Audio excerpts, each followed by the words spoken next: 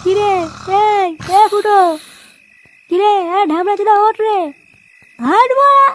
আমার মারা দাদু মরে গেছি মারা, এইভাবে বেঁচে থেকে যায় নাকি মা? আরে গুলমারি ওঠ মা, সেই থেকে আমার শুয়ে গেছে মালমূল খেয়ে, আমি সবাই মোড়া পুরনো হয়ে গেল, আমরা বাড়ি আছে চোদনা মারা ঘুমিয়ে গেছে। কে রে মা? হ্যাঁ কে তুই? আমার দাদুকে নিয়ে তারপরে উঠবো। আরে ঢামনা দাদু ক্লিয়ার হয়ে গেছে না, ওদের বাড়ি চলো, অনেক হয়েছে।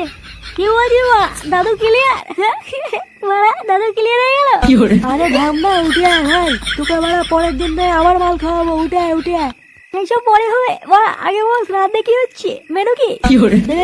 এইসব মাথা দেখে কি বলতে হয় বলতো? মানে 2 ঘন্টা হয়নি এখনো বুড়ো মরেছে, আর চোদ্দা এখনই বলছে মেনু কি? হ্যাঁ কেন মা, ভুল কি বলেছি? হ্যাঁ মা, বুড়ো গেছি তো গেছি, তাই বলে কি শ্রাদ্ধ খাবো নাকি? হ্যাঁ যাই হোক মা, বেশি কথা বলাবো না, হয় আমার দাদুকে নিয়ে, নাহলে ওরা বল মেনু কি হচ্ছে। ও বলতে না, এই মালটাকে তুলে নিয়ে চলো, নাহলে আজকে আর বাড়ি যাবে না।